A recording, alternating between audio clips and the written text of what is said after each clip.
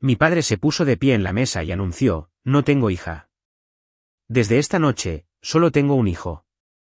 Yo tenía 12 años. No dije nada. Solo tomé un papel de su escritorio y me fui. 18 años después, su propio abogado vino a buscarme. Lo que decía ese papel destruyó todo lo que él construyó. Mi padre es un hombre que cree en las apariencias. La casa en Kerry, Carolina del Norte, el Mercedes en la entrada, la foto familiar en la pared de su oficina, esposa, hijo y el espacio vacío donde solía estar una hija. Lo anunció en la cena. Sin preámbulos, sin discusión, solo una declaración de la manera en que podrías anunciar una decisión de negocios a una sala llena de personas que no tienen voto. No tengo hija. Desde esta noche, solo tengo un hijo. Yo tenía 12 años. Silvia miró su plato. Brenton no dijo nada. Y Ronald volvió a comer como si la mesa tuviera una silla menos y siempre la hubiera tenido. Dejé esa casa un viernes por la mañana con 2 maletas y un trozo de papel que había encontrado en el cajón de su escritorio. Un papel que aún no entendía, pero que no me atreví a dejar atrás. Durante 18 años, no dije nada. Construí una vida en Raleigh desde cero. Me convertí en arquitecta. Diseñé edificios que sobrevivirían a cada persona en ese comedor. Y luego, una mañana, llegó una carta sin remitente. Dentro había una tarjeta de presentación. Nathaniel Bass, abogado de sucesiones. Una línea escrita a mano debajo del nombre: señorita Ashby, su abuela la ha estado esperando. Mi abuela, Isidora, había fallecido hacía 18 años. Lo que sea que me hubiera dejado, mi padre había pasado cada uno de esos 18 años tratando de quitármelo. Casi lo logró. Casi. Antes de contarles lo que sucedió después, por favor, tómense un momento para dar me gusta y suscribirse, pero solo si realmente disfrutan de esta historia. Además, me encantaría saber desde dónde están viendo y qué hora es allí. Dejen un comentario abajo. Ahora, permítanme llevarlos de vuelta a donde todo comenzó. Para entender lo que pasó, necesitan entender la casa. No la distribución, no la dirección, la sensación de ella. La casa de los Ashby en Kerry, Carolina del Norte, era el tipo de casa que hacía que los extraños redujeran la velocidad de sus autos al pasar. 4 dormitorios, 3 baños, un porche envolvente con columnas blancas, un césped tan perfectamente cuidado que parecía artificial. Cada Navidad, Ronald contrataba a alguien para colgar luces a lo largo del tejado. El mismo patrón cada año, el mismo brillo blanco cálido. Los vecinos la llamaban la casa más hermosa de la calle. Por dentro, era el lugar más frío en el que he estado. Ronald Ashby construyó su negocio inmobiliario desde cero durante 20 años. Esa era la historia que contaba en cada cena, cada evento de la empresa, cada conversación que duraba más de 5 minutos. Necesitaba que la gente lo supiera. Necesitaba que la gente viera lo que había hecho. La casa, los autos, el negocio, la familia. Todo era inventario. Todo era presentación, incluidos sus hijos. Brenton era el hijo de Ronald de su primer matrimonio. Era 4 años mayor que yo, de hombros anchos, incluso de adolescente, y había heredado la habilidad de Ronald para entrar en una habitación y calcular inmediatamente con quién valía la pena hablar. Ronald entrenaba sus partidos de béisbol. Ronald lo llevaba a la práctica 3 veces por semana. Ronald mantuvo una foto enmarcada del equipo de ligas menores de Brenton en la pared de su oficina durante 11 años. Yo era la hija de Ronald de su segundo matrimonio. Mi madre, Elena, murió de un aneurisma cerebral cuando yo tenía 6 años. No recuerdo mucho de ella, solo sus manos, el olor de su champú y la forma en que tarareaba mientras preparaba el café por la mañana. Ronald se volvió a casar 14 meses después. Fue entonces cuando llegó Silvia.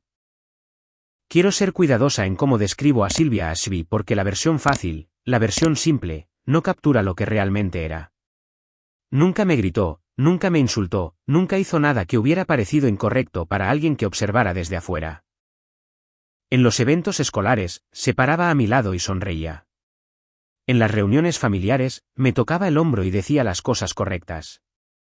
Era, a todas luces visibles, una madrastra perfectamente adecuada. Pero Silvia tenía un don.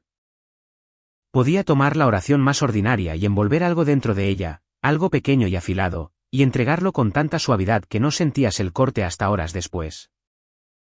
Cuando traje a casa un boletín de calificaciones con puras A en 5º grado, lo miró por un momento y dijo: «Eso es maravilloso, Petra. Siempre has tenido que trabajar muy duro por las cosas». Cuando usé un vestido que me encantaba para una cena familiar, inclinó la cabeza y dijo: «Ese color es muy valiente en ti». Cuando le dije que quería estudiar arquitectura, asintió lentamente y dijo: «Es un campo tan difícil, pero es bueno tener sueños». Siempre gentil, siempre sonriente, siempre dejándome un poco más pequeña de lo que era antes de que hablara. La versión de Ronald era menos sutil. No era cruel de la manera dramática que la gente imagina cuando escucha historias como esta. No me encerraba en habitaciones ni se olvidaba de alimentarme ni decía cosas terribles en la mesa. Lo que hacía era más silencioso que eso y, de alguna manera, más difícil de nombrar. Simplemente me trataba como si no fuera del todo real. Cuando Brenton entraba en una habitación, Ronald levantaba la vista. Cuando yo entraba en una habitación, Ronald continuaba con lo que estuviera haciendo. Cuando Brenton hablaba, Ronald escuchaba y respondía. Cuando yo hablaba, Ronald a veces asentía y a veces ni siquiera eso. Aprendí muy pronto que mis palabras tenían un peso diferente en esa casa que las de Brenton. No un peso nulo, solo menos. Siempre menos. Me dije a mí misma que era normal. Me dije a mí misma que todas las familias tenían un ritmo y que este era simplemente el nuestro. Tenía 7 años cuando empecé a creer eso. Tenía 11 cuando dejé de hacerlo. La feria de ciencias fue en abril de mi 6º grado. Había pasado 6 semanas construyendo un modelo funcional de un sistema de filtración de agua usando materiales de la ferretería e instrucciones que había adaptado de 3 libros diferentes de la biblioteca. Mi maestra, la señora Patterson, me dijo la semana antes de la competencia que nunca había visto un proyecto como ese de un estudiante de secundaria. Llegué a casa y se lo conté a Ronald en la cena. Esa fue toda la respuesta. Un sonido. Luego se volvió hacia Brenton y le preguntó sobre la práctica de béisbol. El día de la competencia, gané el primer lugar de todo el distrito. 62 estudiantes, un trofeo de unas 12 pulgadas de alto con mi nombre grabado en una pequeña placa dorada en la base. Lo llevé a casa en el autobús porque nadie vino a recogerme. Esa misma semana, Brenton jugó en un partido de práctica un sábado por la mañana. No un torneo, no un campeonato, un partido de práctica que no contaba para nada. Ronald condujo 40 minutos de ida y 40 de vuelta, se sentó en la primera fila de las gradas durante 2 horas y filmó todo con su teléfono. Esa noche en la cena, hizo que Brenton se pusiera de pie mientras reproducía el vídeo en su computadora portátil para Silvia. «Ese es mi chico», dijo Ronald. 2 veces. Mi trofeo estuvo en el mostrador de la cocina durante 4 días. Luego fue movido a un estante en mi habitación. Luego desapareció por completo. Nunca pregunté a dónde fue. Ya sabía que la respuesta dolería más que la pregunta. Aprendí a celebrar en silencio después de eso. Aprendí a necesitar menos, a esperar menos, a ocupar menos espacio en habitaciones donde nunca era del todo vista. Y aprendí a observar porque lo único que esa casa me dio, sin querer, sin intención, fue la capacidad de notar cosas. Pequeñas cosas. Inconsistencias. La forma en que la mandíbula de Ronald se tensaba cuando surgían ciertos temas. La forma en que Silvia cambiaba de tema cuando se mencionaba dinero en relación con la familia de mi madre.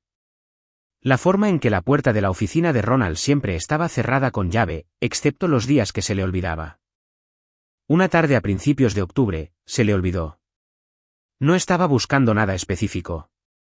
Tenía 11 años y había entrado a pedir prestada una grapadora para un proyecto escolar. Pero el cajón del escritorio estaba abierto y el papel estaba justo encima, doblado una vez con el membrete de un bufete de abogados que no reconocí. Lo leí en unos 30 segundos.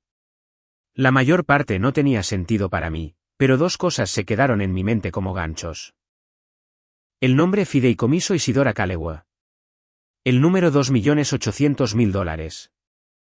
El nombre de mi abuela y un número más grande que cualquiera que hubiera visto escrito. Volví a poner el papel exactamente donde lo encontré. Tomé la grapadora. Regresé a mi habitación y me senté en el borde de mi cama durante mucho tiempo. Esa noche en la cena, miré a Ronald de manera diferente. Seguía siendo el mismo hombre, la misma postura, la misma voz, el mismo hábito de hablar de sus negocios como si fueran guerras que había ganado. Pero algo había cambiado en la forma en que lo veía. Algo silencioso y permanente.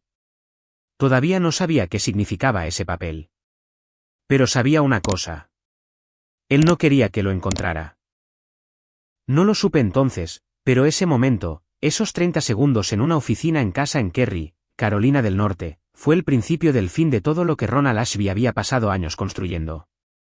Él simplemente no lo sabía todavía. Y yo tampoco. Mi abuela, Isidora Calegua, era la única persona en mi vida que me miraba como si valiera la pena mirarme. Vivía en Asheville, a unas 2 horas al oeste de Kerry, en una pequeña casa azul con un columpio en el porche y un jardín que ocupaba la mayor parte del patio trasero. Cultivaba tomates, albahaca y un terco rosal que florecía cada junio, sin importar el clima. Bebía su café negro. Guardaba cada carta que alguien le había enviado en una caja de zapatos debajo de su cama. Me llamaba todos los domingos por la noche a las 7 en punto, sin falta, desde que tuve edad suficiente para sostener un teléfono. Era la única que me preguntaba cómo estaba realmente, no cómo iba la escuela, no si estaba siendo útil en casa. ¿Cómo estaba yo? ¿En qué estaba pensando? ¿Qué había notado esa semana que nadie más había notado? Me dijo una vez, cuando tenía 9 años, que yo tenía una forma de ver las cosas que la mayoría de la gente pasaba por alto. Lo dijo en voz baja, como si me estuviera contando un secreto. Me aferré a esa frase durante años. En los días malos, los días en que Ronald me ignoraba en la cena o Silvia decía algo amable y cortante sobre mi ropa, mis calificaciones o mi futuro, encontraba esa frase en el fondo de mi mente y la sostenía allí hasta que el sentimiento pasaba. Era el único ancla que tenía en esa casa que no era de esa casa. Y entonces se enfermó. Comenzó el verano antes de mi 6º grado. Un diagnóstico que no podía pronunciar a los 11 años. Algo en sus pulmones, algo que el médico dijo que se movería lentamente pero que no dejaría de moverse. Me llamó la noche después de su primera cita y habló conmigo durante 40 minutos. No lloró. Me contó los hechos con claridad, como siempre lo hacía, y luego dijo, necesito que sepas que todo va a estar arreglado. ¿Me entiendes, Petra? Todo. Le dije que entendía. No lo hacía. Todavía no. Lo que entendía era más simple e inmediato. Mi abuela estaba enferma y necesitaba verla. Le pregunté a Ronald ese fin de semana si podíamos ir a Asheville. Dijo que estaba ocupado. Le pregunté el fin de semana siguiente. Dijo que había un evento de trabajo. El fin de semana después de eso, Silvia interceptó la pregunta antes de que llegara a Ronald. Tu abuela se confunde fácilmente estos días, cariño, dijo con la voz que usaba cuando era especialmente cuidadosa. Demasiados visitantes la estresan. Los médicos han sido muy claros al respecto. Acababa de hablar con Isidora por teléfono 2 días antes.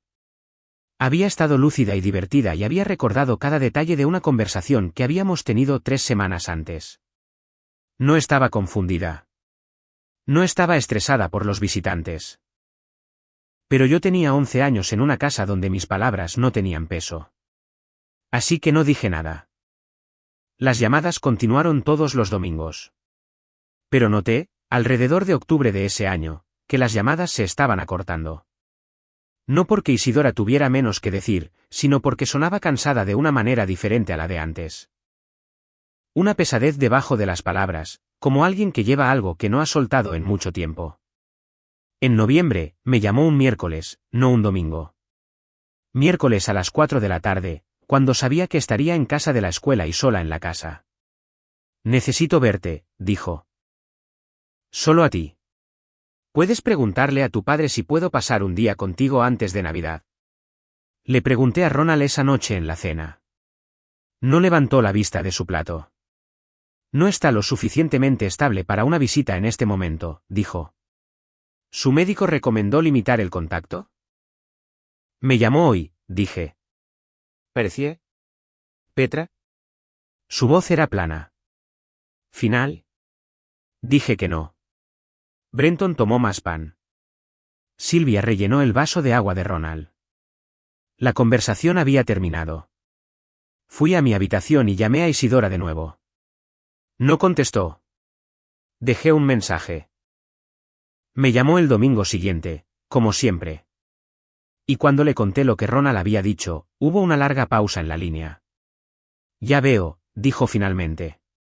Solo esas 2 palabras. Pero la forma en que las dijo me hizo saber que ya lo sabía, como si hubiera estado esperando exactamente esa respuesta y hubiera hecho la pregunta de todos modos por razones que no entendería hasta mucho después. Esa fue la última conversación completa que tuvimos. 3 semanas después, un lunes por la mañana de diciembre, llegué a la escuela y mi amiga Yasmín me encontró en mi casillero con una expresión en su rostro que nunca había visto antes. Se había enterado por su madre, que se había enterado por alguien de su iglesia que conocía al vecino de Isidora en Asheville. Isidora Calegua había fallecido el viernes por la noche anterior. No me habían llamado. No me lo habían dicho. Había ido a la escuela el jueves y el viernes y había pasado el fin de semana haciendo la tarea, viendo la televisión y cenando en la mesa con la familia que no había dicho una sola palabra. Lo sabían desde hacía 3 días. Fui al baño al final del pasillo de la escuela y me quedé junto al lavabo durante mucho tiempo con el agua corriendo. No lloré. Todavía no podía encontrar el sentimiento. Estaba en algún lugar debajo de todo, demasiado profundo para alcanzarlo. Cuando llegué a casa esa tarde, Ronald estaba en la cocina. Me enteré, dije. Se dio la vuelta. Su expresión no era cruel. Era simplemente vacía. Pensamos que era mejor no interrumpir tu semana escolar, dijo. Lo miré fijamente. El servicio fue el sábado, continuó.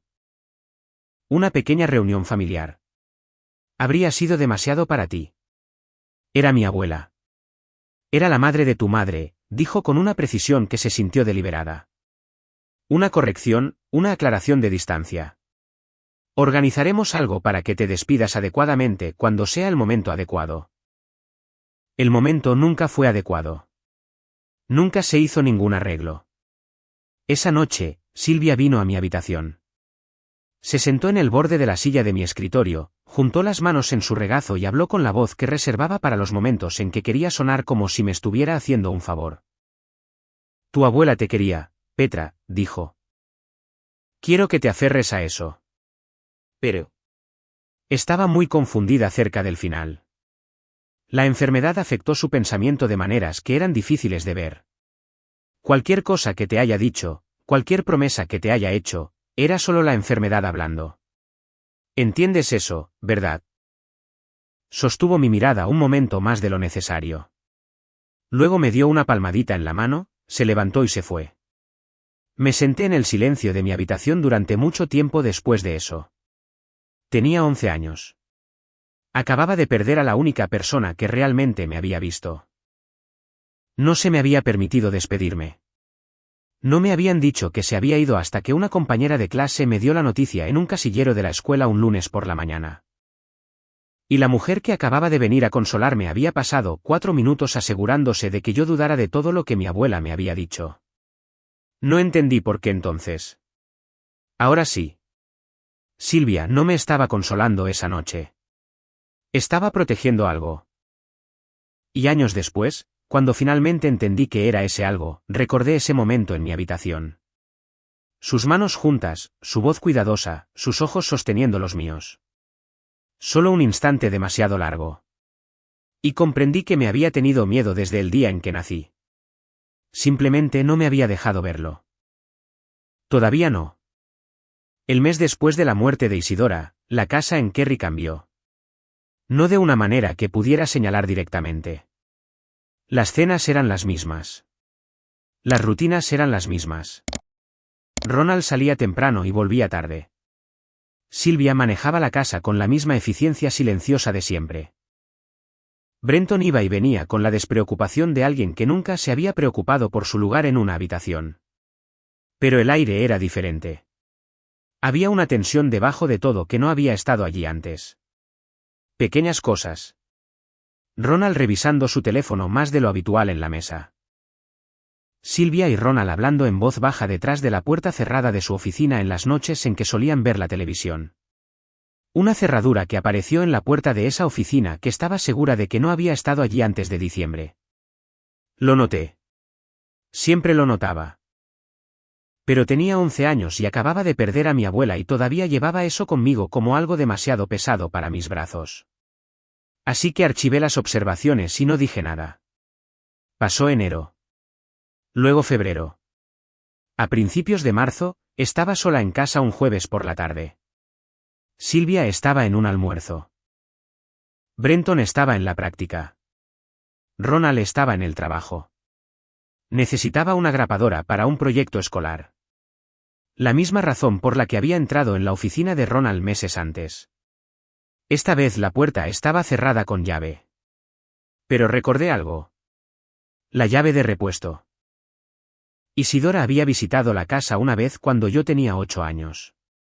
Había notado la llave de repuesto en un pequeño gancho dentro del armario de abrigos, una costumbre que había quedado de los dueños anteriores. Me la había señalado y había dicho, siempre sabe dónde están las llaves de repuesto, Petra. Nunca sabes cuándo necesitarás saber qué hay detrás de una puerta. No había pensado en esa conversación en 3 años. Pensé en ello ahora. La llave todavía estaba allí. Me dije a mí misma que solo iba a entrar por la grapadora, y eso era cierto en parte. Pero la otra parte, la que no dije en voz alta ni para mí misma, era que algo había estado pendiente en el fondo de mi mente desde octubre. Desde el cajón abierto y el papel doblado y el nombre, Fideicomiso Isidora Calegua, impreso debajo de un número que no tenía nada que hacer en el escritorio de mi padre. La oficina olía a cuero y tinta de impresora. El escritorio estaba más ordenado que antes, lo que en sí mismo parecía información. Encontré la grapadora de inmediato. Estaba a punto de irme. Entonces vi la esquina de una carpeta que sobresalía de debajo de una pila de papeles cerca del borde del escritorio. No debería haber mirado. Mire. La carpeta era delgada. 3 páginas. La primera página era una carta de un bufete de abogados en Raleigh, Bassan Associates, Derecho Sucesorio y Fideicomisos. Estaba dirigida a Ronald Ashby y fechada 2 semanas después del funeral de Isidora. El lenguaje era formal y denso, pero lo leí lentamente, como Isidora me había enseñado a leer cualquier cosa importante, palabra por palabra, oración por oración. La carta confirmaba la existencia de un fideicomiso establecido por Isidora Calegua. Nombraba a Petra Ashby como única beneficiaria. Indicaba que el fideicomiso tenía activos valorados en $2.800.000. Describía 2 condiciones requeridas para el desembolso. La beneficiaria debe tener 30 años de edad y la beneficiaria no debe ser económicamente dependiente del hogar de Ronald Ashby en el momento de la distribución. Al final de la carta, una nota manuscrita en el margen, la letra de Ronald, 2 palabras, moverse más rápido. Me quedé allí de pie durante mucho tiempo. $2.800.000. Mi nombre, el nombre de mi abuela y la letra de mi padre diciéndole a alguien, a sí mismo, tal vez, o a Silvia, que necesitaban moverse más rápido. ¿Más rápido que qué? Tenía 11 años. No entendía completamente qué era un fideicomiso. No entendía la mecánica legal de lo que estaba leyendo, pero entendía su forma. Entendía que mi abuela me había dejado algo significativo. Entendía que mi padre lo sabía. Y entendí, con la claridad particular que proviene de años de observar, notar y archivar cosas, que la puerta cerrada con llave, las voces bajas y la tensión en el aire desde diciembre no eran duelo. Eran pánico. Volví a poner la carpeta exactamente como la había encontrado. Tomé la grapadora. Cerré la puerta de la oficina con llave detrás de mí y volví a colocar la llave en su gancho. Fui a mi habitación, terminé mi proyecto y cené esa noche sin decir una palabra. 2 semanas después, llegué a casa de la escuela y encontré a Silvia en la cocina. Estaba preparando té, algo que solo hacía cuando se preparaba para tener un tipo particular de conversación. Lo reconocí de inmediato. La tetera, las 2 tazas, la disposición deliberada de calma. Siéntate, cariño, dijo. Me senté. Llevó el té a la mesa, Envolvió ambas manos alrededor de su taza y me miró con una expresión que solo puedo describir como una preocupación cuidadosamente construida. He estado pensando en la abuela Isidora, dijo. Sé cuánto la querías y sé que han sido unos meses difíciles. Asentí. Quiero asegurarme de que tengas una imagen realista de las cosas, continuó. A veces, cuando perdemos a alguien, lo idealizamos en nuestra memoria. Los recordamos como más de lo que eran, y eso es natural. Pero Isidora tenía limitaciones significativas hacia el final. Su pensamiento se vio afectado, su juicio. Hizo una pausa, tomó un sorbo de té. No tenía mucho que dejar atrás económicamente. Puede que haya algunos papeles por aquí y por allá. Siempre los hay cuando alguien fallece, pero no quiero que te crees expectativas sobre algo que no existe. No sería justo para ti. La miré al otro lado de la mesa. Me estaba observando con esos ojos cuidadosos, esperando a ver si haría una pregunta, esperando a ver cuánto sabía. Tomé mi taza de té. De acuerdo, dije. Nada más. Solo esa palabra. Y vi algo moverse en su rostro. No alivio exactamente, sino el comienzo de él. La primera exhalación de alguien que piensa que el peligro ha pasado. Esa noche, los escuché. Estaba en el pasillo fuera de la oficina de Ronald de camino al baño cuando capté el sonido de sus voces a través de la puerta. No las palabras al principio, solo el tono. Agudo.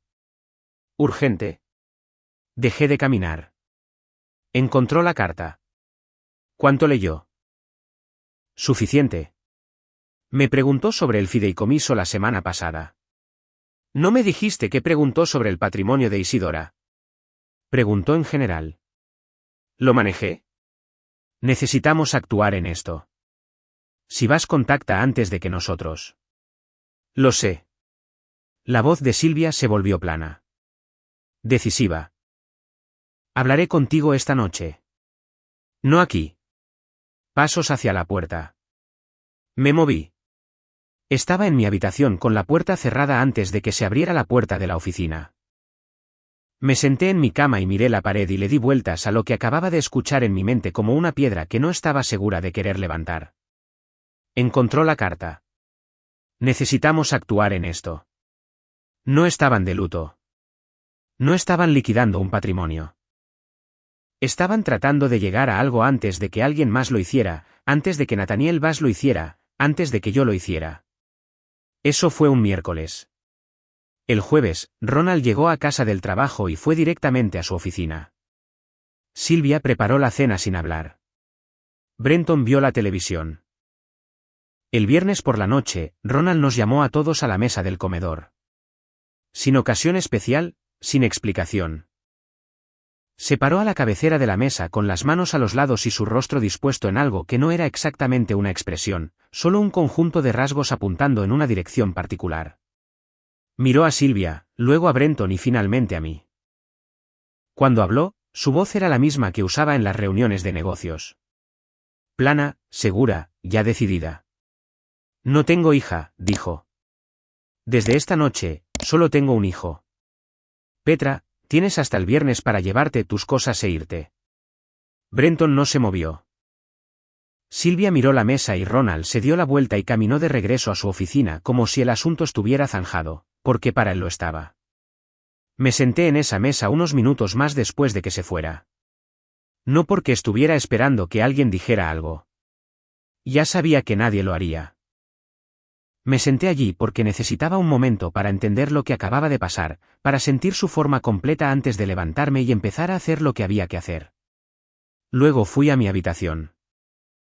Hice 2 maletas, ropa, libros, mi trofeo de la feria de ciencias, el que había desaparecido de mi estante 8 meses antes y que había recuperado silenciosamente del armario de almacenamiento en noviembre, cuando no había nadie en casa.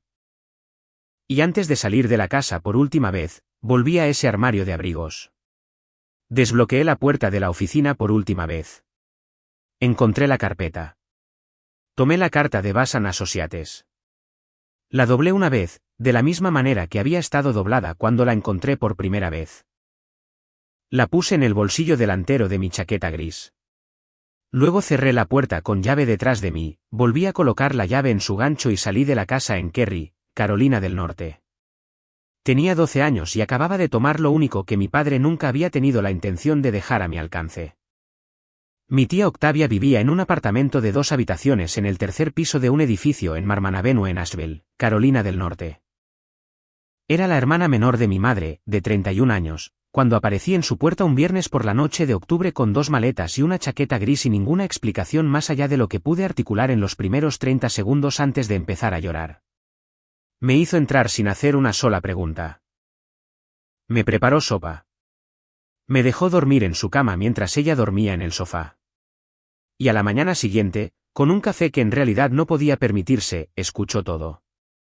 Cuando terminé, se quedó en silencio durante mucho tiempo. Luego dijo, ¿te vas a quedar aquí? Eso no es una pregunta. Octavia tenía 2 trabajos, un turno de mañana en una panadería en Lexington Avenue y 3 noches a la semana en un restaurante del centro. Su apartamento era pequeño, la calefacción no era fiable en invierno y el vecino de arriba tenía la costumbre de mover muebles a las 11 de la noche. Conducía un Honda Civic de 2001 con el salpicadero agrietado y una ventanilla del pasajero que no bajaba del todo. Fue el lugar más cálido en el que había vivido en 6 años.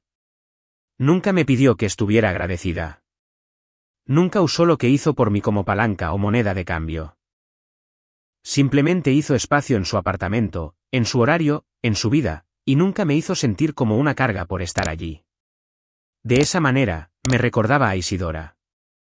No en su forma de ser. Octavia era más ruidosa, más divertida, más rápida para reír, pero en lo esencial que había debajo. Ella me veía. Eligió hacerlo. Empecé en la escuela intermedia de Asheville en noviembre. Era callada y cuidadosa, y me mantenía mayormente sola, lo que no era tanto una estrategia como un hábito que había desarrollado durante años de vivir en una casa donde llamar la atención sobre uno mismo producía resultados impredecibles. Mis maestros pensaban que era tímida. No era tímida. Estaba calibrando. Para la primavera, tenía puras A en todas las clases. Para el 8º grado, mi profesor de inglés, el señor Callahan, había presentado uno de mis ensayos a un concurso de escritura estatal sin decírmelo. Gané el 2º lugar. Llamó a Octavia para decírselo antes que a mí, y ella lloró por teléfono mientras yo estaba sentada en la cocina, sin entender lo que estaba pasando. Cuando colgó, me tomó la cara entre sus manos y dijo, tu abuela tenía razón sobre ti. Me aferré a eso durante mucho tiempo. No supe de Ronald. Ni una sola vez. Ni una llamada telefónica, ni una carta, ni un mensaje a través de nadie. Había tomado su decisión, había cerrado la puerta y esa fue la totalidad de su comunicación sobre el tema durante los siguientes 18 años. Brenton me envió un mensaje de texto una vez el verano después de que me fui, un mensaje que simplemente decía, oye, espero que estés bien. Y luego nada más. Guardé el mensaje por razones que no podía explicar del todo y nunca respondí. Silvia no se puso en contacto en absoluto. Pensé en ellos menos de lo que esperaba, no porque la herida se hubiera curado rápidamente. No lo hizo. Sino porque la supervivencia es un trabajo absorbente. Cuando tienes 12, 13 y 14 años y la cuestión de tu futuro está genuinamente abierta, no tienes mucha capacidad sobrante para el duelo. Usas lo que tienes para avanzar. Así que eso es lo que hice.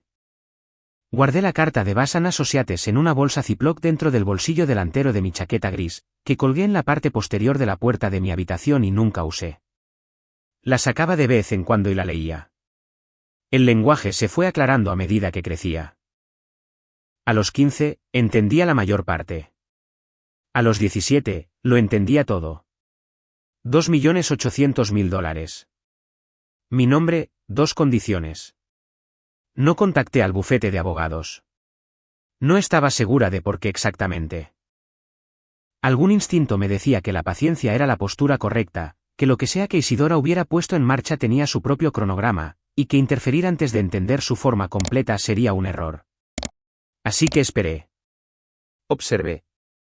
Trabajé. Me gradué de la escuela secundaria de Asheville con un promedio de 4.0 y una beca académica completa para la UNC Chapel Hill. Octavia me llevó a la orientación en el Honda Civic. Nos detuvimos en un restaurante a las afueras de Chapel Hill para desayunar, pidió panqueques y café, me miró al otro lado de la mesa y dijo, Elena habría estado tan orgullosa de ti. Fue la primera vez que alguien me mencionaba el nombre de mi madre en años. Estudié arquitectura en Chapel Hill porque era la disciplina que más se parecía a la forma en que mi mente ya funcionaba. La intersección de la estructura y el espacio, de lo que es visible y lo que está oculto debajo, de cómo las cosas que construimos se sostienen o fallan dependiendo de la integridad de lo que nadie puede ver. Se me daba bien. De la manera en que se te da bien algo cuando no es una habilidad que aprendiste, sino un idioma que naciste hablando. Me gradué con honores. Solicité mi maestría en Georgia Tech y fui aceptada con una beca parcial. Me mudé a Atlanta durante 2 años. Viví en un apartamento estudio en Midtown, comí mucho arroz y frijoles, trabajé más duro que nunca en mi vida y amé casi cada minuto de ello. Regresé a Carolina del Norte a los 24 años con una maestría y acepté un puesto en una firma de arquitectura de tamaño mediano en Raleigh llamada Harwell & Crane. Era la persona más joven del personal por 4 años. En 18 meses, estaba liderando mis propios proyectos. En 3 años, me habían ascendido 2 veces. Construí una vida, una real, la mía. Y entonces, 2 años después de empezar en Harwell & Crane, en una tarde de martes ordinaria de noviembre, estaba sentada en la mesa de mi cocina en mi apartamento en Raleigh, comiendo pasta sobrante y leyendo una revista de diseño, cuando mi teléfono vibró con una alerta de noticias. Casi la ignoro, pero el nombre en el titular me detuvo. Ronald Ashby, fundador de Ashby Property Group, anuncia expansión en el mercado inmobiliario del Triángulo. Había una foto. Ronald, mayor, con más canas en las sienes, un poco más pesado, de pie frente a un letrero de un nuevo desarrollo en Kerry. A su lado, Sylvia sonriendo, su sonrisa cuidadosa, y Brenton, más alto ahora, con un blazer y su brazo alrededor de una joven que fue presentada en el pie de foto como su prometida. Miré la foto durante mucho tiempo, y entonces lo vi. La joven de la foto, la prometida de Brenton, llevaba una delgada pulsera en su muñeca derecha, de oro blanco, con un pequeño grupo de zafiros en el centro. Había visto esa pulsera antes. Mi madre la había usado todos los días de su vida hasta el día en que murió. La recordaba con la nitidez particular de un detalle de la infancia, la forma en que captaba la luz cuando levantaba su taza de café por la mañana. Octavia lo había mencionado una vez, hace años. Había dicho que después de la muerte de Elena, la pulsera había desaparecido junto con varios otros objetos personales antes de que alguien hubiera pensado en recogerlos. Puse mi teléfono boca abajo sobre la mesa. Me senté en mi cocina en el silencio de una tarde de martes en Raleigh, respiré muy lentamente y me dije a mí misma que me quedara quieta, que no hiciera nada todavía, que esperara. Me había vuelto muy buena esperando. 2 semanas después, llegó la carta. Sin remitente, un sobre blanco liso con mi nombre escrito a mano en el frente con trazos cuidadosos y deliberados. Dentro, una tarjeta de presentación, Nathaniel Bass, Bass & Associates, Derecho Sucesorio y Fideicomisos, Raleigh, Carolina del Norte. Y debajo del nombre, una línea escrita a mano, señorita Ashby, su abuela la ha estado esperando. Sostuve la tarjeta durante mucho tiempo. Luego tomé mi teléfono y marqué el número. Sonó 2 veces. Señorita Ashby, dijo una voz al otro lado. Calma, sin prisas, como un hombre que hubiera estado esperando esta llamada durante 18 años. He estado esperando que se comunicara. ¿Cuánto tiempo ha sabido dónde estaba?, pregunté.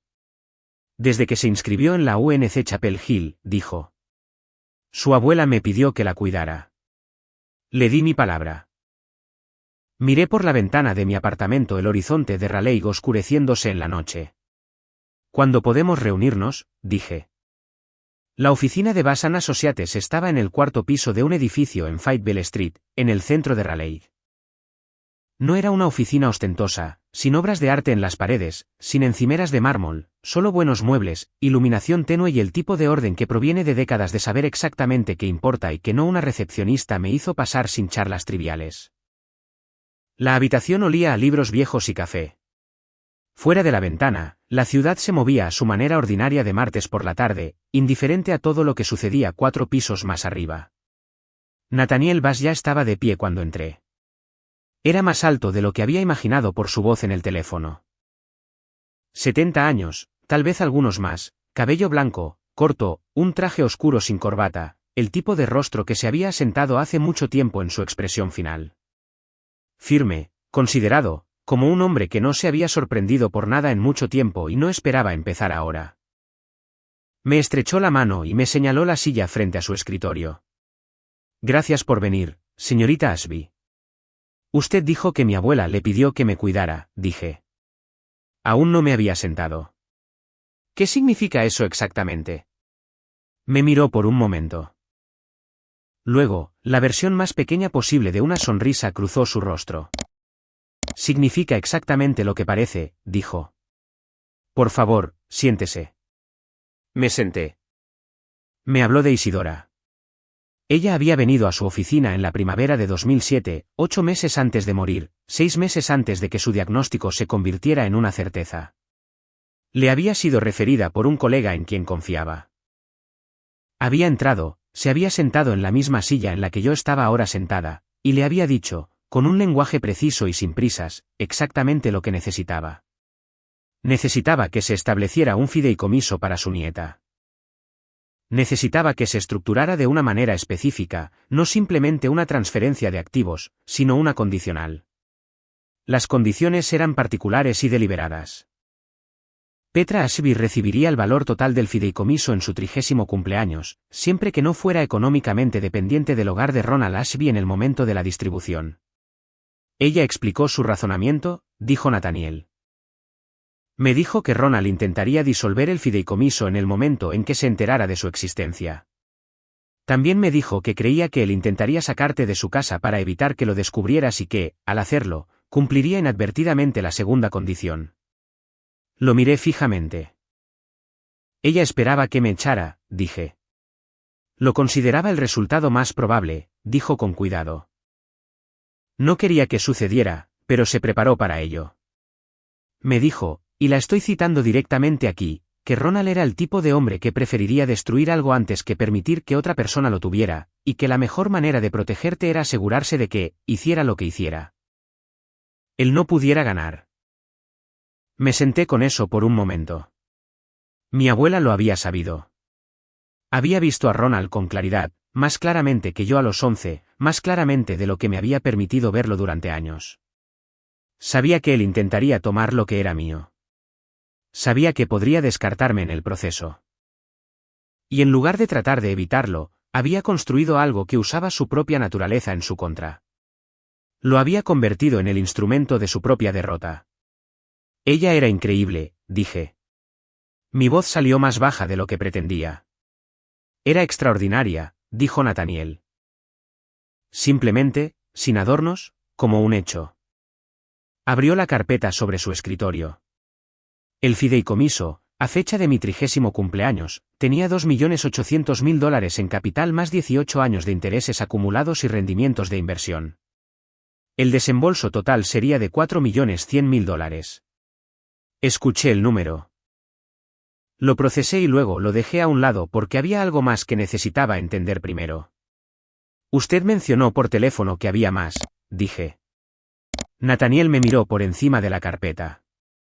Sí, dijo. Se estiró hacia un lado de su escritorio y levantó una segunda carpeta, más gruesa que la primera, mucho más gruesa, el tipo de acumulación que lleva años construir.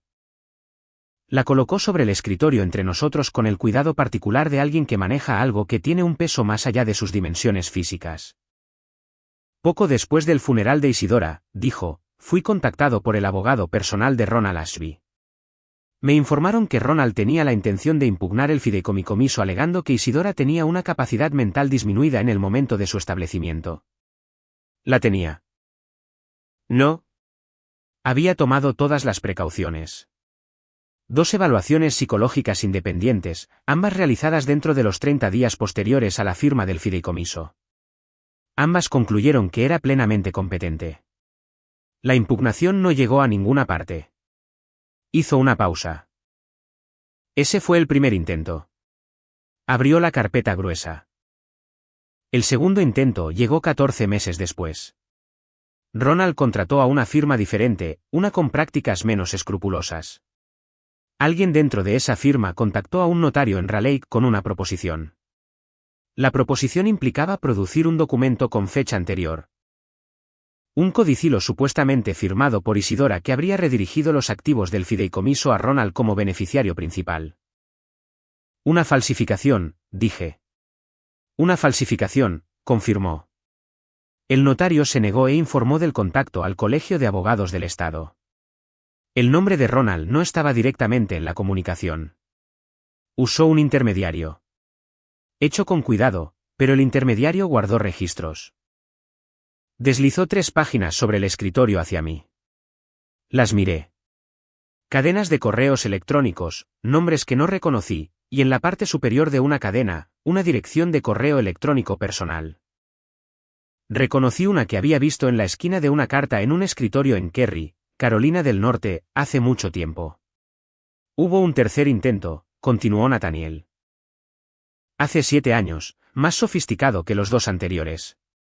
Una sociedad fantasma registrada en Delaware diseñada para absorber los activos del fideicomiso a través de una serie de transferencias que habrían sido muy difíciles de rastrear después del hecho. Para ese entonces. Ya había anticipado algo así y había reestructurado los acuerdos de custodia del fideicomiso en consecuencia. El intento falló a las 48 horas de su inicio. Juntó las manos sobre el escritorio. Tengo documentación de los 3 intentos, señorita Ashby. Registros de comunicación, registros financieros, testimonios de 2 personas que fueron contactadas como intermediarios y se negaron.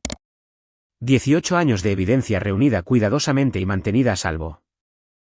Me miró fijamente. He estado esperando a que cumpliera 30 años para poder ponerla en sus manos. La habitación estaba muy silenciosa.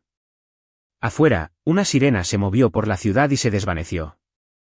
Miré la gruesa carpeta sobre el escritorio entre nosotros. 18 años de un hombre tratando de tomar lo que no era suyo. 18 años de un abogado de 70 años trabajando en una oficina tranquila en Fayetteville Street, construyendo un caso documento a documento, manteniendo su palabra a una mujer que había estado bajo tierra durante 18 años. ¿Por qué?, pregunté. ¿Por qué siguió adelante? Podría haber protegido el fideicomiso y entregármelo cuando cumpliera 30. ¿Por qué documentarlo todo? Nathaniel guardó silencio por un momento. Porque Isidora me lo pidió, dijo. Me dijo que no quería que simplemente recibieras lo que era tuyo. Quería que tuvieras toda la verdad. Cada intento, cada decisión que Ronald tomó. Dijo, y de nuevo la estoy citando directamente. Que su nieta merecía saber exactamente qué tipo de hombre era su padre y decidir por sí misma qué hacer con ese conocimiento. Miré la carpeta. Pensé en una niña de 12 años saliendo de una casa en Kerry con 2 maletas y un trozo de papel en el bolsillo de su chaqueta. Pensé en 18 años de silencio de un hombre que había decidido que ella no valía la molestia de reconocerla. Pensé en una pulsera en la muñeca de una extraña en una foto de noticias. ¿Cuáles son mis opciones?, pregunté. Puede aceptar la herencia en silencio, dijo Nathaniel. Firmar los documentos de desembolso, tomar los fondos y marcharse. Ronald nunca enfrentará consecuencias formales por lo que intentó. Continuará con su negocio. Su vida permanecerá esencialmente sin cambios. Hizo una pausa. O puede autorizarme a enviar la documentación a la oficina del fiscal general de Carolina del Norte y al Colegio de Abogados del Estado, en cuyo caso las consecuencias serán significativas. La habitación volvió a estar en silencio. Me senté muy quieta. 17 segundos, los conté. Luego miré a Nathaniel Bass al otro lado del escritorio. Quiero que responda por lo que hizo, dije. Nathaniel asintió una vez, como un hombre que hubiera estado esperando que yo dijera exactamente eso. Entonces, pongámonos a trabajar, dijo. Algo cambió dentro de mí esa tarde. No rabia, no duelo, algo más frío y mucho más seguro. La claridad particular de una persona que finalmente ha dejado de esperar y ha comenzado a moverse. Por primera vez en 18 años, sentí que mi abuela estaba en la habitación conmigo. Creo que lo estaba. Los 6 meses siguientes fueron los más ocupados de mi vida. No de una manera caótica, sino de la manera de alguien a quien finalmente se le ha dado permiso para moverse a toda velocidad después de años de pasos medidos y cuidadosos. Había trabajo que hacer, trabajo real, específico, consecuente, y descubrí que se me daba muy bien. Nathaniel me presentó a una abogada de defensa penal llamada Patricia Holloway en una firma llamada Holloway & Marsh en Glenwood Avenue en Raleigh. Patricia tenía 53 años, era aguda, de la manera de alguien que había pasado 3 décadas en los tribunales y había dejado de impresionarse por cualquier cosa hacía aproximadamente 2 décadas. Llevaba el pelo canoso corto y hablaba en oraciones completas que no contenían palabras de más. Me cayó bien de inmediato. Nos reunimos 3 veces en las primeras 2 semanas.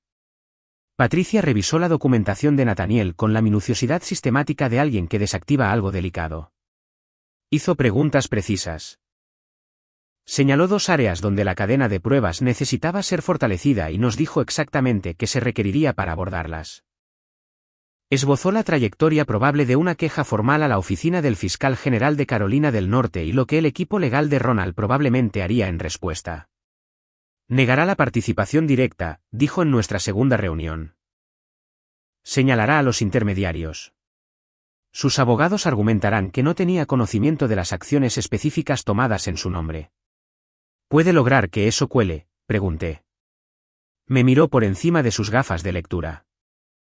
No con lo que Nathaniel ha construido, dijo, pero lo intentará. Siempre lo intentan.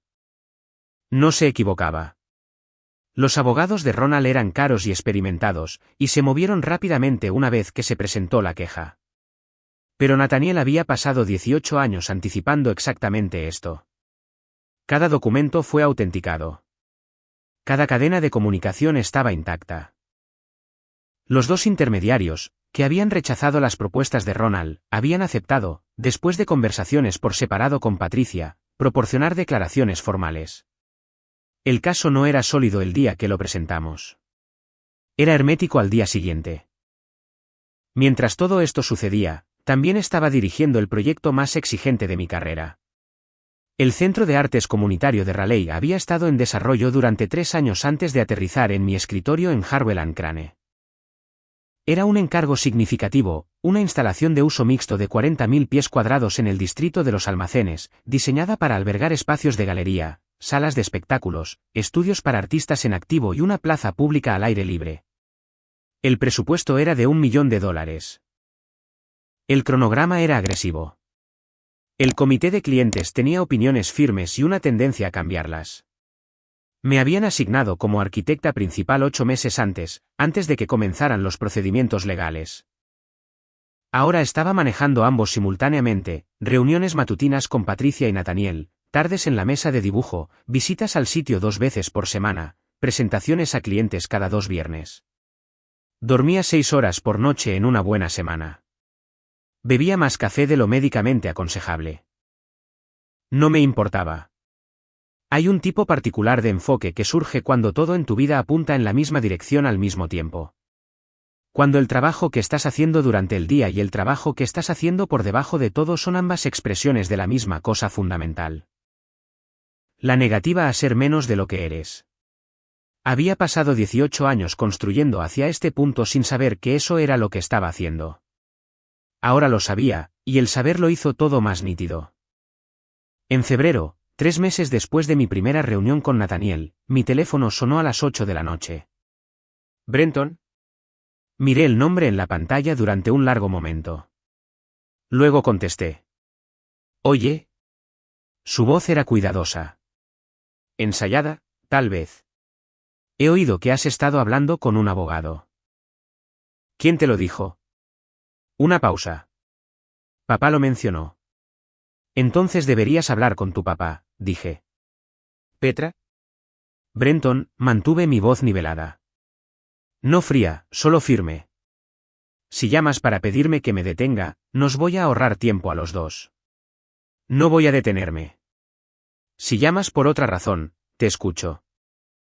Silencio en la línea. Más largo de lo cómodo.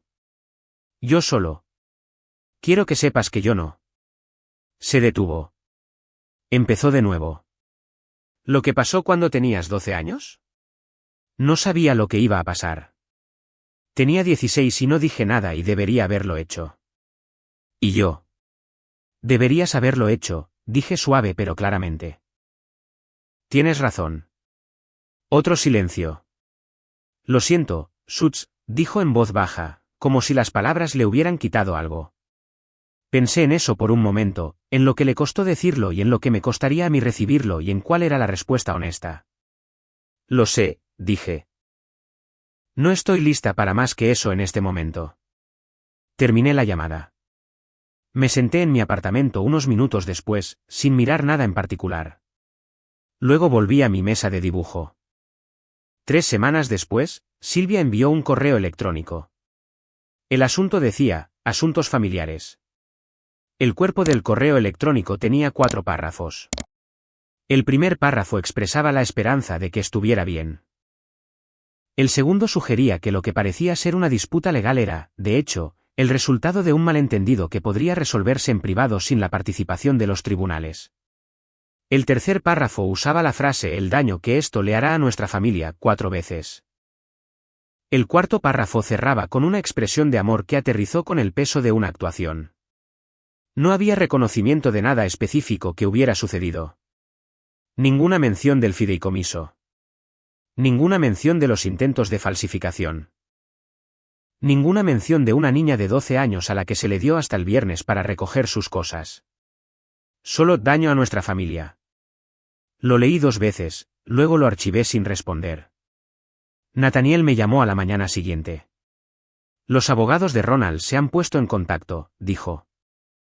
Están proponiendo un acuerdo privado. Desembolso total del fideicomiso más un acuerdo de confidencialidad.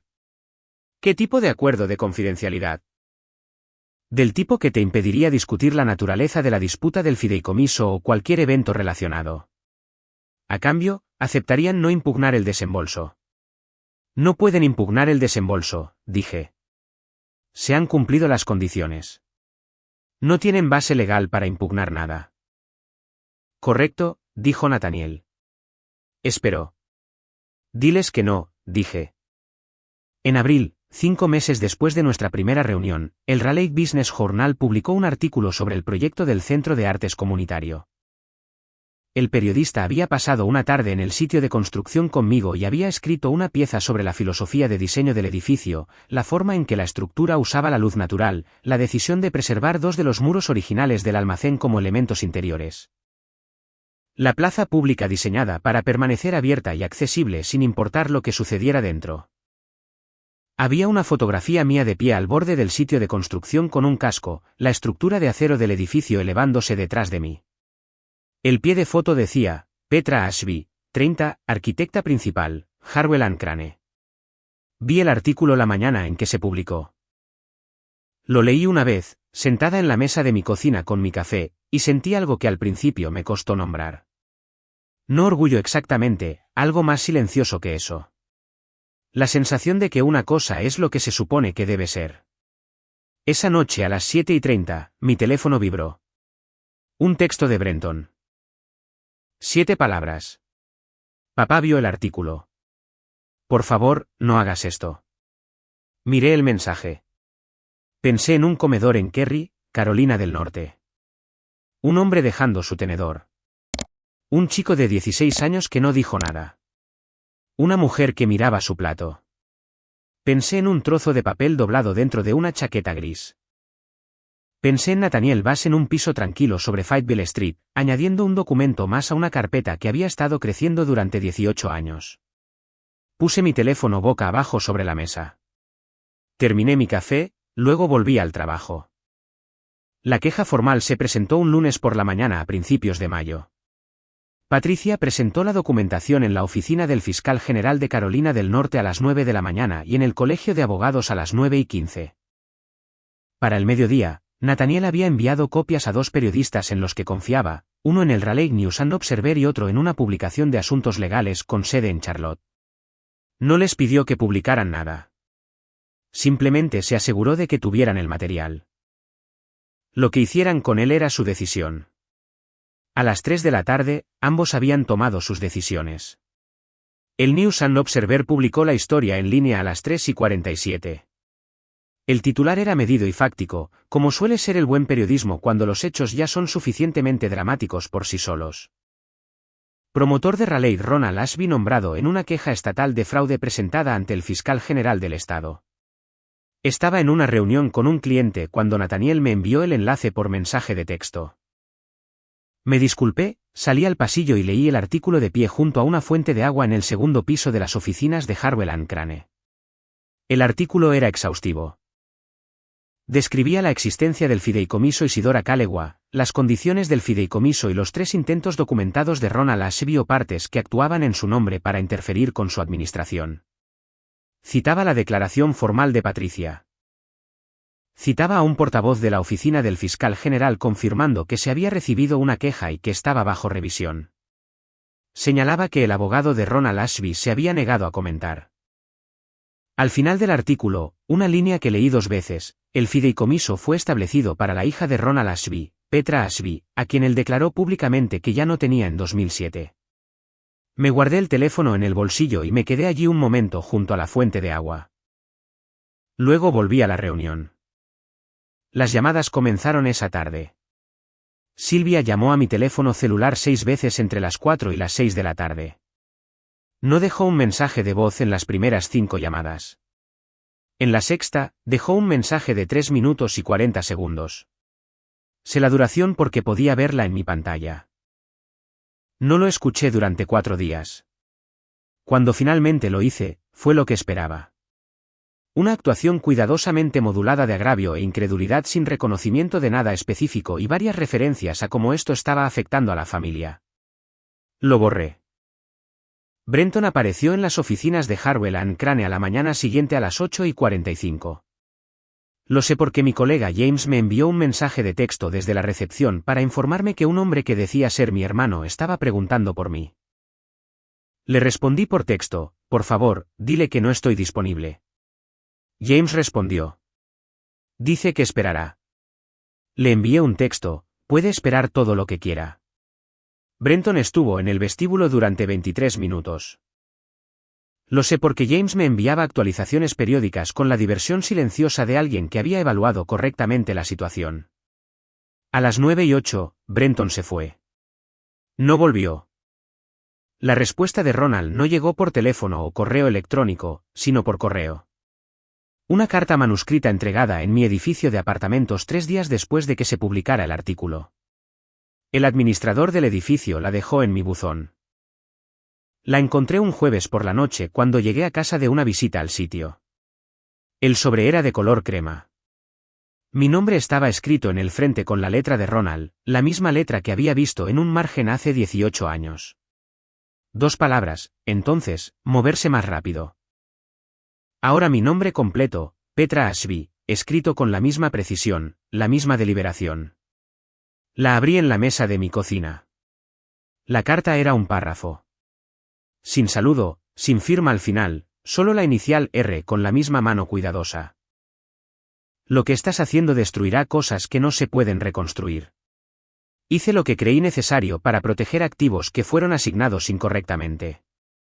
Nunca te he deseado daño. Estás cometiendo un error que no podrás deshacer. Te pido una vez que reconsideres. La leí una vez, luego la leí de nuevo, más lentamente. Hice lo que creí necesario para proteger activos que fueron asignados incorrectamente. No una disculpa, no un reconocimiento, una explicación de su propia lógica, la lógica particular de un hombre que había pasado tanto tiempo siendo el que decidía lo que valían las cosas, que había perdido la capacidad de considerar que alguien más pudiera decidir de manera diferente. Nunca te he deseado daño. Había echado a una niña de 12 años de su casa para evitar que descubriera una herencia que su abuela le había dejado. Había pasado 18 años intentando robarla a través de falsificaciones, sociedades fantasma e intermediarios mantenidos a una cuidadosa distancia legal, y nunca me había deseado daño. Doblé la carta. La coloqué en la gruesa carpeta de la que Patricia me había dado una copia, la que ahora vivía en el cajón de archivos de mi escritorio junto a la carta original de Bassan Associates que había llevado en el bolsillo de mi chaqueta durante 18 años. Luego llamé a Patricia. Me escribió una carta, dije. ¿Qué decía? Se la leí. Un breve silencio de su parte. No respondas, dijo. Envíamela por la mañana. Va al expediente. ¿Nos ayuda? No nos perjudica, dijo. Y nos dice algo útil sobre su estado de ánimo en este momento. ¿Qué es? Tiene miedo, dijo. Hombres como Ronald Ashby escriben cartas así cuando finalmente entienden que el resultado ya no está bajo su control. No está negociando. Está suplicando. Y lo ha hecho por escrito. Lo que significa que una parte de él todavía cree que las palabras en un papel pueden cambiar la arquitectura de una situación. No pueden. No en esta. Le di las gracias y terminé la llamada. La revisión del fiscal general avanzó más rápido de lo que Patricia había proyectado. La documentación era, como ella la había descrito, hermética. A finales de mayo, la oficina había abierto una investigación formal. Los abogados de Ronald presentaron 2 mociones para retrasar los procedimientos. Ambas fueron denegadas. A finales de junio, el Colegio de Abogados abrió una investigación paralela sobre la conducta del bufete de abogados que había facilitado el segundo intento de falsificación. El nombre de Ronald estaba ahora en procedimientos legales en 2 lugares distintos. Su negocio comenzó a sentirlo casi de inmediato. 3 asociaciones de desarrollo que Ashby Property Group había estado negociando se retiraron silenciosamente de las discusiones en las semanas posteriores al artículo del News and Observer. Un prestamista comercial con el que Ronald había trabajado durante 11 años se negó a renovar una línea de crédito. No seguí estos desarrollos de cerca. Me enteré de ellos de segunda mano por Nathaniel, quien los monitoreaba con la tranquila satisfacción de un hombre que ve llegar algo largamente esperado. A mediados de julio, el proyecto del Centro de Artes Comunitarias pasó su inspección estructural final. Estuve en el sitio cuando el inspector firmó. Me paré en el centro de lo que se convertiría en el espacio principal de la galería. Suelos de hormigón, vigas de acero a la vista, luz de la tarde entrando por las ventanas del triforio orientadas al norte, y largas líneas limpias a través del suelo. Y sentí la satisfacción particular de una cosa construida correctamente desde los cimientos, una cosa que se mantendría en pie. Esa noche, conduje hasta Asheville. No había vuelto desde que Octavia se mudó a Greenville el año anterior, siguiendo una oportunidad de trabajo que se había ganado y merecía plenamente. El viaje duró 2 horas por la Interestatal 26 a través de las montañas mientras la luz se volvía dorada y luego se desvanecía. No tenía un destino. Solo conduje. Terminé, sin decidirlo del todo, en el cementerio de Riverside Drive donde Isidora estaba enterrada. Aparqué, caminé en la oscuridad temprana y encontré su lápida sin dificultad. Había estado aquí 2 veces antes, una poco después de su muerte, una visita que Octavia había organizado sin decírselo a Ronald, y otra a los 22 años, un domingo por la tarde, cuando había conducido desde Chapel Hill porque necesitaba estar en un lugar que se sintiera honesto. Me senté en la hierba junto a la lápida durante mucho tiempo. Le hablé de Nathaniel, de Patricia, de la presentación de la queja, del artículo, de la carta con la inicial R al final. Le hablé del Centro de Artes Comunitarias y las ventanas del triforio y la forma en que la luz se había movido por el suelo esa tarde. Le dije que no había tenido miedo, ni una sola vez, no de la manera en que podría haberse preocupado que lo tuviera. El viento se levantó a mitad de camino. Se movió a través de los árboles al borde del cementerio en un largo y lento paso y luego se calmó de nuevo. Tomé eso como su respuesta. Me senté allí hasta que la oscuridad fue completa. Luego conduje de regreso a Raleigh. La audiencia estaba programada para un jueves por la mañana de marzo. Llevaba el blazer gris que la abuela Isidora me había regalado la última Navidad que pasamos juntas. Lo había guardado todos estos años, lo había trasladado a través de 7 apartamentos en 3 estados, de la misma manera que había trasladado la carta, de la misma manera que había trasladado el trofeo de la Feria de Ciencias a la que nadie vino. Todavía me quedaba bien, un poco gastado en los puños, pero me quedaba bien. Me gusta pensar que ella habría apreciado ese detalle. El Palacio de Justicia del Condado de Wauk en MC Dow Street en Raleigh es un edificio sencillo.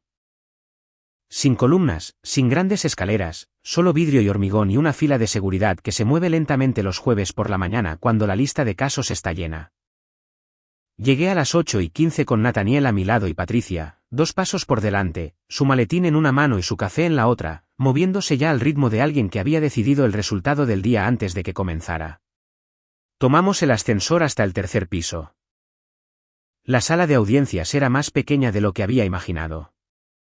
Paneles de madera, luces fluorescentes, 2 largas mesas frente a un estrado elevado, una galería de quizás 20 asientos detrás de una barrera baja. Olía a aire reciclado y papel viejo, y a la particular ranciedad de una habitación donde suceden cosas difíciles de forma regular. Ronald, Sylvia y Brenton ya estaban sentados en la mesa de la izquierda cuando entramos. No había visto a ninguno de ellos en 18 años. Ronald tenía 61 años ahora. Las canas de sus sienes se habían extendido al resto de su cabello. Estaba más pesado que en las fotografías, con la pesadez particular de un hombre que había pasado años sintiéndose cómodo y que recientemente había dejado de sentirse cómodo y aún no se había adaptado. Llevaba un traje oscuro y su postura seguía siendo la de un hombre acostumbrado a ser la persona más importante de la habitación. Levantó la vista cuando entré. Sostuve su mirada durante exactamente 2 segundos. Luego me senté. Sylvia estaba a su lado, con una mano apoyada en la mesa frente a ella, vestida de la manera cuidadosa y neutral de alguien que había pensado mucho en qué ponerse para un procedimiento en el que necesitaba parecer comprensiva. No me miró cuando me senté. Miró la mesa. Su mandíbula estaba tensa de una manera que me decía que la actuación de calma le estaba costando algo. Brenton se sentó al otro lado de Ronald. Me miró una vez, rápidamente, y luego desvió la mirada. Tenía 34 años ahora, más ancho de lo que recordaba, con el comienzo de la misma pesadez que se había asentado en Ronald. Mantuvo las manos en su regazo y miró a la distancia media y no parecía un hombre que quisiera estar en esa habitación. Tampoco Ronald, por cierto. Eso fue lo primero que noté que no había esperado. Ronald Ashby, el hombre que se había parado a la cabecera de una mesa en Kerry y había declarado que no tenía hija con la compostura de alguien que hace un anuncio de negocios, parecía, bajo la luz plana de una sala de audiencias del condado de Wack. Un hombre que finalmente había llegado a un destino que había estado tratando de evitar durante 18 años. Bien. El procedimiento no fue un juicio. Fue una audiencia civil, una revisión formal de la queja presentada ante la oficina del fiscal general, centrada específicamente en la interferencia documentada con el fideicomiso Isidora Calegua. Patricia me había explicado la estructura cuidadosamente de antemano. No habría un contrainterrogatorio dramático. Ningún momento en el que alguien se derrumbara y confesara en el estrado. Solo la presentación ordenada de pruebas, las respuestas del equipo legal de Ronald y el juicio del oficial presidente. La presentación de pruebas duró 40 minutos. Nathaniel la había construido tan claramente durante tantos años que casi no había nada con lo que los abogados de Ronald pudieran trabajar. Presentaron 3 objeciones. Las 3 fueron anotadas y dejadas de lado. Argumentaron que Ronald había actuado de buena fe basándose en información incorrecta sobre la validez del fideicomiso. Patricia respondió con la cadena de correos electrónicos de 2009, la que tenía la dirección de correo electrónico personal de Ronald en la parte superior, la que había iniciado el segundo intento de falsificación. El abogado principal de Ronald pidió un receso. La solicitud fue denegada. A las 11:23 de la mañana, el oficial presidente anunció los términos del acuerdo que el equipo de Ronald, bajo una presión significativa, había aceptado la semana anterior. Desembolso total del fideicomiso Isidora Calegua a Petra Ashby, $4.100.000 más restitución por interferencia documentada, $1.200.000 a pagar en un plazo de 90 días. Ronald Ashby también cooperaría plenamente con la investigación en curso del Colegio de Abogados sobre la conducta del bufete de abogados involucrado en el intento de falsificación. Sin cargos penales a cambio del pleno cumplimiento. Patricia había recomendado este resultado. Me dijo que un proceso penal llevaría años, costaría significativamente más y produciría un resultado menos seguro que el que ya teníamos. Ya has ganado, dijo. La pregunta es si quieres pasar 2 años más demostrándolo en un formato que le da más oportunidades para retrasar. Lo había pensado durante 3 días. Luego había aceptado. La audiencia terminó al mediodía. Recogimos nuestros documentos. Patricia estrechó la mano de Nathaniel y luego la mía con la eficiencia enérgica de alguien que ya estaba pensando en su próxima cita. La sala comenzó a vaciarse. Estaba guardando los últimos papeles en mi bolso cuando oí que unos pasos se detenían a mi lado. Levanté la vista. Ronald estaba de pie a 2 pies de distancia. Sus abogados estaban cerca de la puerta, hablando en voz baja. Silvia ya estaba en el pasillo. Brenton estaba unos pies detrás de Ronald, mirando al suelo.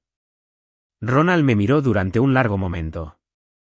De cerca, parecía más viejo de lo que había parecido desde el otro lado de la sala, cansado de una manera que iba más allá de la mañana.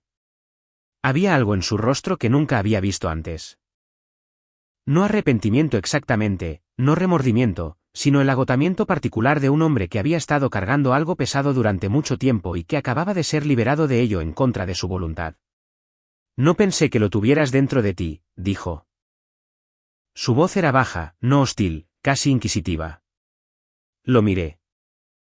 A este hombre que me había ignorado en las mesas de cena durante 6 años, que había cerrado con llave la puerta de su oficina, que había escrito moverse más rápido en el margen de una carta sobre la herencia de su hija. Que se había parado a la cabecera de una mesa y me había deshecho de su familia en una frase plana, y luego había cogido su tenedor y seguido comiendo.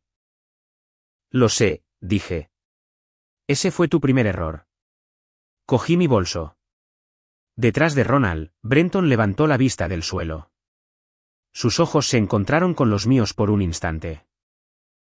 Algo se movió en su rostro, complicado, sin resolver, la expresión de una persona que entendió demasiado tarde y demasiado completamente lo que su silencio había causado. Lo miré fijamente. Luego volví a mirar a Ronald por última vez. No tenía nada más que decir.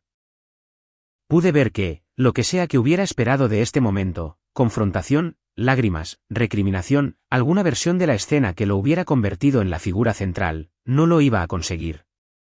Había terminado de actuar para esta audiencia. Me di la vuelta y caminé hacia la puerta. Silvia estaba en el pasillo, de pie cerca del ascensor con su abrigo ya puesto. Se giró cuando oyó abrirse la puerta. Abrió la boca.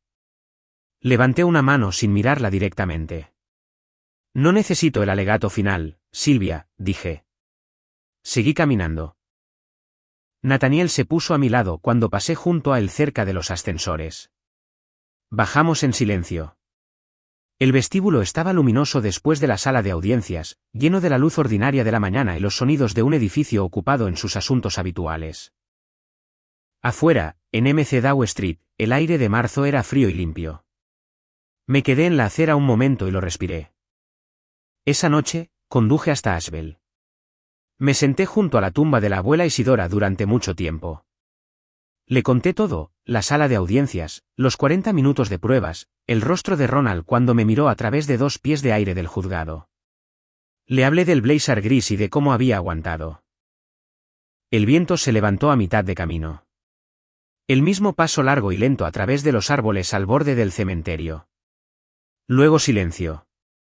Me quedé hasta que oscureció por completo. Luego conduje a casa. Eso fue hace 6 meses. Mucho ha cambiado. La mayor parte en silencio, como suelen ocurrir los cambios más significativos. No en tribunales ni en titulares, sino en la textura ordinaria de un martes por la mañana. Una taza de café, la calidad particular de la luz a través de una ventana que te pertenece por completo. Déjenme contarles cómo están las cosas. El Calewa Studio abrió el 1 de septiembre en Glenwood Avenue en Raleigh, a 3 manzanas de la oficina de Patricia y a 4 del edificio donde Nathaniel había deslizado por primera vez una carpeta sobre un escritorio y lo había cambiado todo. Es un espacio pequeño, 2 habitaciones, techos altos, una mesa de dibujo junto a la ventana orientada al norte que recibe la mejor luz por la tarde. El nombre está en la puerta con letras sans serif limpias, Calewa Studio. El nombre de mi abuela en una puerta en una ciudad donde construí todo yo misma. Me quedé fuera de esa puerta la mañana que abrimos y la miré durante mucho tiempo. Pensé en una mujer en una pequeña casa azul en Asheville con un jardín y un terco rosal y la costumbre de llamar todos los domingos a las 7. Pensé en la forma en que me había dicho, cuando tenía 9 años, que yo tenía una forma de ver las cosas que la mayoría de la gente pasaba por alto. Pensé en todo lo que había hecho en silencio, con cuidado, sin mi conocimiento, para asegurarse de que cuando finalmente llegara a este momento, tuviera el suelo bajo mis pies para mantenerme en pie. Entré, preparé café y me puse a trabajar. La beca Isidora Calegua se estableció en octubre a través de una fundación que creé con una parte de la herencia. Financia la matrícula completa para 2 estudiantes de arquitectura por año en la UNC Chapel Hill. Estudiantes que han salido del sistema de acogida o que han experimentado una inestabilidad familiar significativa. Los 2 primeros beneficiarios fueron anunciados en noviembre. Leí sus ensayos de solicitud un domingo por la noche en la mesa de mi cocina y tuve que detenerme 2 veces y mirar por la ventana un rato antes de poder continuar. A Isidora le habría gustado eso, creo. Le habría gustado su practicidad, su especificidad, la idea de que el dinero que había protegido durante 18 años iría directamente a personas que necesitaban exactamente lo que ella había entendido que yo necesitaba, no un rescate, no caridad, sino una base, un lugar desde donde construir. Octavia vino a la inauguración del estudio en septiembre. Condujo desde Greenville en un coche considerablemente más nuevo que el Honda Civic de 2001, un hecho que mencionó 3 veces con visible satisfacción. Cenamos en un restaurante en Fayetteville Street y hablamos durante 4 horas y cerramos el lugar a las 11. Lloró 2 veces, una cuando vio el nombre en la puerta y otra cuando le hablé de la beca. Me hizo prometer que la llamaría todos los domingos a las 7. Se lo prometí. Lo he cumplido cada semana desde entonces. La situación legal de Ronald continúa desarrollándose de maneras que sigo a distancia y con una inversión emocional decreciente. La investigación del Colegio de Abogados concluyó en octubre. El bufete de abogados involucrado en el intento de falsificación perdió a 3 socios y está bajo revisión continua. El negocio de Ronald se ha contraído significativamente. 2 de sus principales proyectos de desarrollo se estancaron después de que los socios financieros se retiraran. Y un tercero es actualmente objeto de una disputa civil separada que no tiene nada que ver conmigo. Yo no causé estas cosas. Son la consecuencia natural de un hombre cuya reputación de integridad, una vez examinada de cerca, no resistió el examen. Pienso en Ronald menos de lo que podrían esperar. No porque lo que hizo fuera pequeño. No lo fue. Sino porque la cantidad de espacio interior que estoy dispuesta a asignar a Ronald Ashby ha alcanzado su límite natural. Me quitó 18 años y yo los recuperé, la cuenta está saldada y ahora tengo cosas más interesantes que poner en ese espacio. Brenton me envió un mensaje de texto en noviembre, 6 meses después de la audiencia, 4 meses después de que abriera el estudio, un domingo por la noche cuando estaba leyendo en mi sofá. El mensaje decía, lo siento. Sé que no significa nada. Lo leí una vez. Dejé mi teléfono. Miré al techo un rato. Luego lo cogí y escribí 3 palabras. Yo también lo sé. Lo envié. No he sabido de él desde entonces y no me he puesto en contacto. Quizás ese sea el final. Quizás no. No estoy manteniendo la puerta abierta ni cerrándola. Simplemente estoy dejando que sea lo que es algo incompleto y honesto, lo cual es más que la mayoría de las cosas. Silvia no se ha puesto en contacto conmigo. No esperaba que lo hiciera. Pienso en Isidora a menudo, más ahora que en los años en que estaba sobreviviendo, cuando no había suficiente capacidad sobrante para la memoria. Ahora hay capacidad. Ahora tengo el lujo de sentarme con ella en mi mente y dejar que esté plenamente presente allí. Las llamadas de los domingos, el jardín, la forma en que me miraba al otro lado de la mesa de la cocina y me preguntaba cómo estaba realmente, qué estaba pensando realmente, qué había notado realmente. Ella me dio lo más útil que alguien me ha dado jamás. No el dinero, no el fideicomiso, ni siquiera el caso legal que finalmente hizo que Ronald respondiera por lo que hizo. Me dio el conocimiento de que valía la pena ser vista.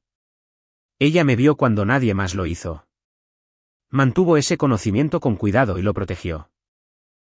Y me lo pasó de la única manera que pudo, no directamente, porque Ronald se había asegurado de que no pudiera alcanzarme directamente, sino a través de 18 años de trabajo paciente y deliberado de un hombre en una oficina tranquila que le había dado su palabra.